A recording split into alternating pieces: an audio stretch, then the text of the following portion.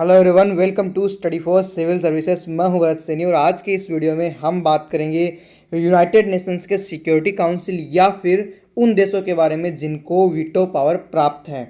जिस प्रकार हम जानते हैं कि चाइना को वीटो पावर प्राप्त है और भारत के खिलाफ कई बार उसने इसको यूज किया है, चाहे फिर वो एनएसजी की बात हो या फिर मसूद अजहर को एक इंटरनेशनल आतंकवादी घोषित करने की बात हो।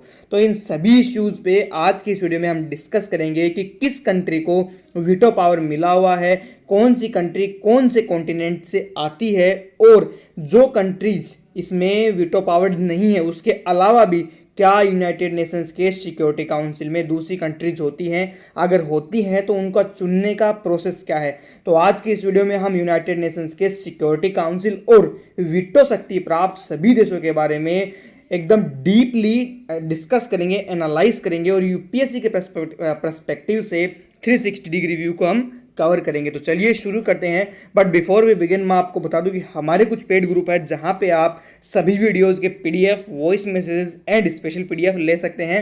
And for more information you can contact here. तो चलिए बात करते हैं यूनाइटेड नेशंस के सिक्योरिटी काउंसिल के ओवरव्यू के बारे में कि यूनाइटेड नेशंस का सिक्योरिटी काउंसिल है क्या, इसका मुख्य काम क्या है। अंतर्राष्ट्रीय शांति, जिस प्रकार हमने यूनाइटेड नेशंस के लास्ट वीडियो में हमने बात की थी कि यूएन का गठन ही इसीलिए हुआ है कि वह अंतर्राष्ट्रीय शांति और सुरक्षा को बनाए रखे, और यूएन का ही एक पार्ट यूएनएससी है, यूनाइटेड नेशंस सिक्योरिटी काउंसिल। तो इसका मेन काम है कि हम अंतर्राष्ट्रीय शांति और सुरक्षा को बनाए रखें। इसमें 15 मेंबर्स होते हैं। वर्तमान में इसके नंबर ऑफ मेंबर्स हैं वो 15 हैं, जिनमें से 5 स्थायी सदस्य हैं और 10 स्थायी सदस्य नहीं हैं। वो हर 2 साल के बाद वहाँ पे चुनाव होता है और उनका चुनाव किया जाता है। जो ये 5 स्थायी सदस्य है इन्हीं को मिला हुआ है वीटो पावर। तो अब आगे की स्लाइड्स में हम बात करेंगे और देखेंगे कि वो कंट्री कहाँ सिचुएटेड हैं जिनको वीटो पावर प्राप्त है और कौन से कॉन्टिनेंट में है। अब ये बात कर लेते हैं कि किन किन कंट्रीज को वीटो पावर मिला हुआ है। सबसे पहले अमेरिका, यूके, रूस, फ्रांस और चीन। वैसे तो जो ये वीटो पावर मिला हुआ है इसके अंदर वर्ल्ड वॉर 2 का बहुत ही इंपॉर्टेंट रोल है, क्योंकि वर्ल्ड वॉर 2 जब खत्म हुआ था तो जो कंट्रीज विनिंग साइड में थी उनमें से अमेरिका को हुआ, यूके हुआ, इन सभी को एक वीटो पावर मिला। लेकिन जैसे चाइना था उस वक्त वो वर्ल्ड वॉर 2 में इतना क्रिएटिव या फिर आप कह सकते हैं इतना एक्टिव नहीं था, उसके बाद भी उनको मिला।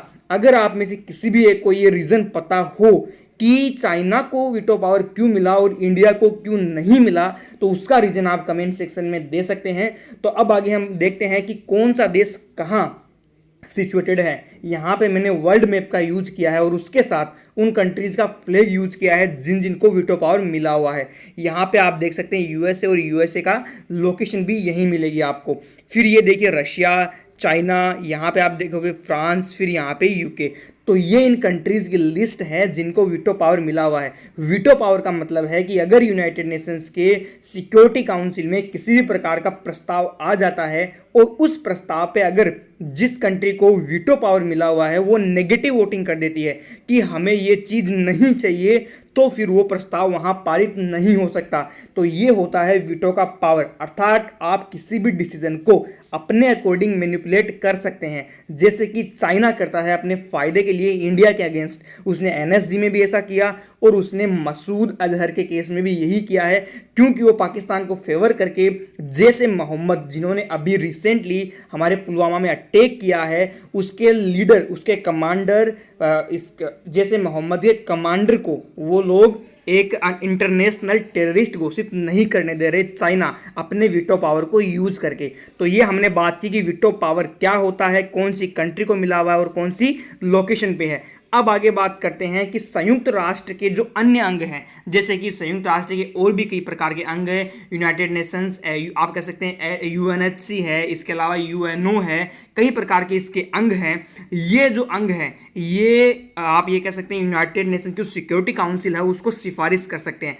अगर कोई देश यूनाइटेड नेशंस का, अगर कोई देश है जो यूनाइटेड नेशंस का हिस्सा है और यूनाइटेड नेशंस की किसी भी एक संस्था का वो दिए गए आदेश का पालन नहीं करता है, तो यूनाइटेड नेशंस की वो संस्था यूनाइटेड नेशंस के सिक्योरिटी काउंसिल को कह सकती है, सिफारिश कर सकती है कि आप उस कंट्री के अगेंस्ट किसी भी प्रकार का डिसीजन लीजिए, क्योंकि जो मेन पावर है, जो आप कह सकते हैं जो मेन पावर है वो किसके पास है, यूनाइटेड नेशंस सिक्योरिटी काउंसिल के पास। इसलिए यूएन के जो अन्य अंग हैं वो अंग यूनाइटेड नेशंस के सिक्योरिटी काउंसिल को सिर्फ सिफारिश कर सकते हैं कि आपको उस कंट्री पे क्या एक्शन लेना चाहिए।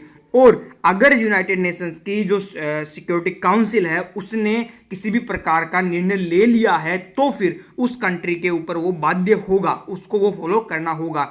अब बात करते हैं जो जो इसमें मेंबर बनते हैं, जो 15 मेंबर है उनमें से सभी सदस्यों को एक वोट देने का मौका मिलता है। और अगर आपको अपना प्रस्ताव पास करवाना है या फिर यूएनएससी में किसी भी प्रकार का प्रस्ताव आया है, अगर उसको पास करवाना है तो एटलीस्ट आपको 9 वोट चाहिए होंगे 15 में से।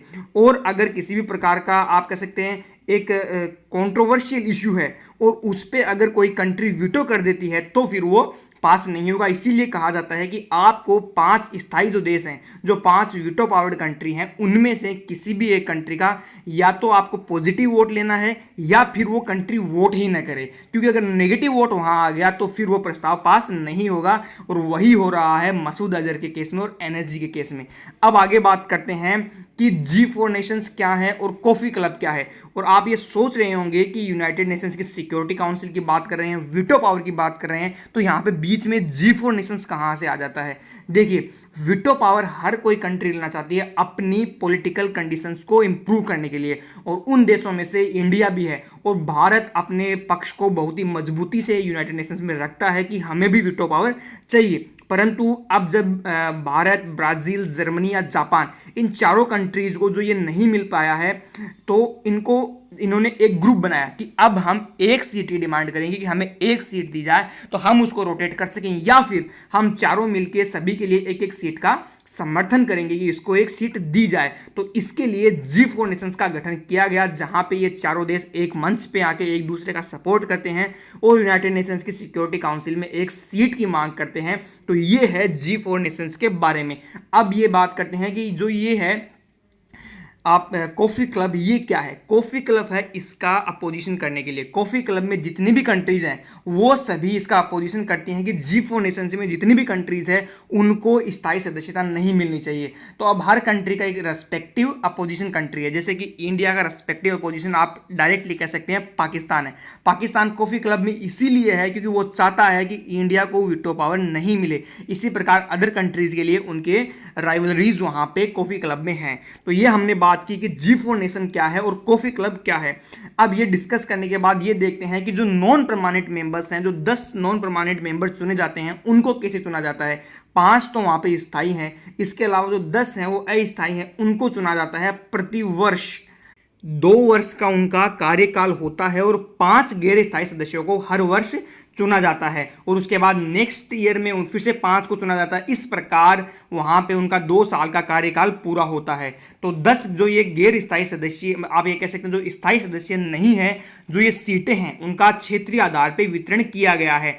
उनमें से आप ये कहेंगे कि अफ्रीका और एशियाई देशों के लिए 5 सीटें रखी गई हैं, फिर पूर्वी यूरोपीय देशों के लिए 1 रखी गई है, लैटिन अमेरिका या फिर कैरेबियन कंट्रीज के लिए 2 और पश्चिमी यूरोप और अन्य देशों के लिए 2 सीटें रखी हैं। इस प्रकार टोटल 10 सीट हो जाती हैं कि आपको कौन से हिस्से से कितनी कंट्रीज को चुनना है। तो मैंने यहाँ पे एक आपके लिए विजुअल डायग्राम बनाया है जिससे आप समझ सकते हैं कि कहाँ से कितने मेंबर चुने जाते हैं।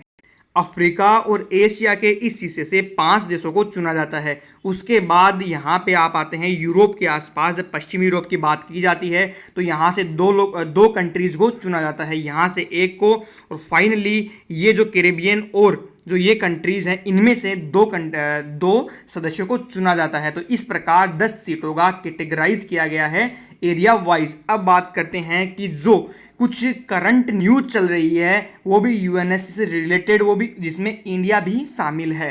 आपने अगर आप कंटिन्यूसली फॉलो करते हैं तो आपने एक न्यूज़ सुनी होगी कुछ महीने पहले कि भारत ने संयुक्त राष्ट्र सुरक्षा परिषद में गैर स्थायी सीट के लिए मालदीव का समर्थन किया था और उस वक्त मालदीव से भारत का आप ये कह सकते हैं जो इंटरनेशनल रिलेशंस थे वो भी सही नहीं चल रहे थे। लेकिन अब जब मोहम्मद सलेह वहाँ पे आ चुके हैं तो अब इंडिया और मालदीव के रिलेशनशिप अच्छे वापस हो चुके हैं। परंतु उस वक्त जब इंडिया मालदीव और इंडोनेशिया में से किसी एक को चुना था इंडिया को, तो इंडिया ने मालदीव को चुना, क्योंकि इंडिया को पता था कि मालदीव नहीं जीतेगा, परंतु जो एक रिलेशनशिप का जो एक एंगल आता है कि हमें इस रिलेशनशिप को आगे तक लेके जाना है, उसके लिए इंडिया ने मालदीव को चुना। जबकि इंडिया का इंडोनेशिया के साथ ही बहुत अच्छे रिलेशनशिप हैं और इंटरनेशनल रिलेशनशिप बहुत ही सही हैं। तो उस वक्त की बात करते हैं तो इंडोनेशिया को वोट मिले थे 144 और मालदीव को मिले थे 46।